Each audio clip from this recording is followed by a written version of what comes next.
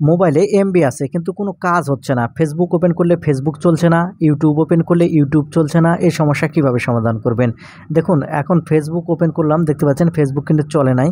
তারপরে এখান থেকে ইউটিউব ওপেন করার পরেও দেখতে পাচ্ছেন ইউটিউবও কিন্তু এখান থেকে চলতেছে না। অর্থাৎ আপনার মোবাইলে এমবি থাকা সত্ত্বেও যদি আপনার ইন্টারনেটে কাজ না করে, এই সমস্যা কিভাবে সমাধান করতে হয় এই ভিডিওটি থেকে জানতে পারবেন। আশা করি সম্পূর্ণ ভিডিও জুড়ে থাকবেন।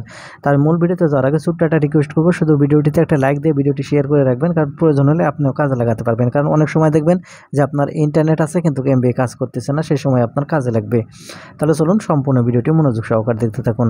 তো আপনার এমবি আছে, ইন্টারনেট কাজ করতেছে না, এই সমস্যার সমাধান করার জন্য আপনারা সর্বপ্রথম আপনাদের মোবাইলের সেটিংস ওপেন করে নেবেন। সেটিংস ওপেন করার পর এখান থেকে নেটওয়ার্ক অ্যান্ড ইন্টারনেট সেটিংস দেখতে পাবেন। নেটওয়ার্ক অ্যান্ড ইন্টারনেট সেটিংসটি ওপেন করবেন। নেটওয়ার্ক ইন্টারনেট সেটিংস ওপেন করলে এখানে আপনার SIM card and mobile network সেটিংসটি দেখতে পাবেন। এখন এখান থেকে SIM card and mobile network এই অপশানটি এখান থেকে আপনারা ওপেন করবেন। SIM card and mobile network এই অপশান ওপেন করলে এরকম ইন্টারফেসে নিয়ে আসবে। এখানে আপনারা নিচের দিকে বা উপরের দিকে এখানে আপনারা সিম কার্ড দেখতে পাবেন। আপনার ফোনে একটি সিম থাকলে একটি শো করবে, দুটি থাকলে দুটি শো করবে। যে সিমে এমবি আছে সেই সিমটি এখান থেকে সিলেক্ট করবেন। সে সিম সিলেক্ট করা হয়ে গেলে এখান থেকে আপনারা প্রথমে দেখতে পাবেন অ্যানেবল সিম কার্ড। এটা ডান পাশের, অবশ্যই এই অ্যানেবল বাটনটি আপনাকে অবশ্যই অন করে রাখতে হবে। এই ডান পাশে অ্যানেবল বাটন অন করা হয়ে গেলে এখান থেকে নিচের দিকে আসবেন। আসলে এখানে আপনারা দেখতে পাবেন রুমিং। রুমিংয়ের ডান পাশে যদি অ্যানেবল বাটন যদি এটা অফ আপনার হয়ে থাকে, এই অবশ্যই এখান থেকে আপনারা চালু করে দেবেন। তারপরে এখান থেকে ওকে বাটনে ক্লিক করবেন। ক্লিক করার পর এখানে আপনারা দেখতে পাবেন ডেটা ইউজ। এটা কিন্তু সবচেয়ে গুরুত্বপূর্ণ, এই জন্য এখান থেকে আপনারা ডেটা ইউজটি ওপেন করবেন।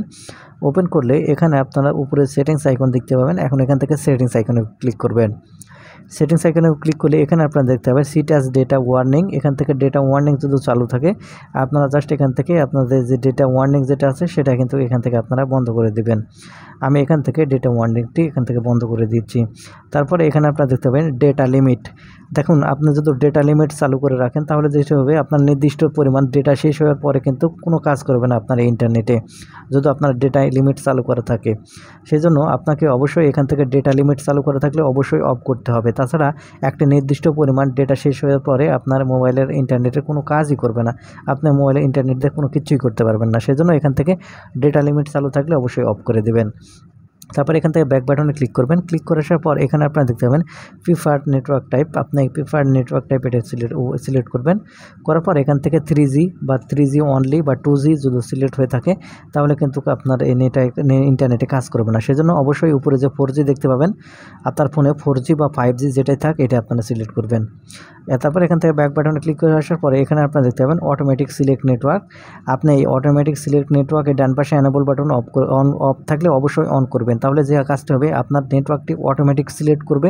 এক্ষেত্রে আপনার যদি ইন্টারনেট এমবি থাকা সত্ত্বেও যে ইন্টারনেট কাজ করে না, সেই সমস্যা কিন্তু সমাধান হয়ে যাবে। এখন দেখতে পাচ্ছেন আমি এখন এই সেটিংসগুলো করার পর এখন যদি আমি ইউটিউব ওপেন করি, দেখতে পাচ্ছেন আমার ইউটিউবও চলতেছে, অর্থাৎ আমার ইন্টারনেটে সরাসরি কাজ করতেছে। তো বন্ধুরা, এই ছিল আজকের ভিডিওটি। আশা করি বুঝতে পেরেছেন কীভাবে আপনাদের এমবি থাকা সত্ত্বেও ইন্টারনেট কাজ না করলে এই সমস্যার সমাধান করতে হয়। আর ভিডিওটি থেকে কিছু শিখে থাকলে চ্যানেলটিকে সাবস্ক্রাইব করে সাথেই থাকবেন। ধন্যবাদ।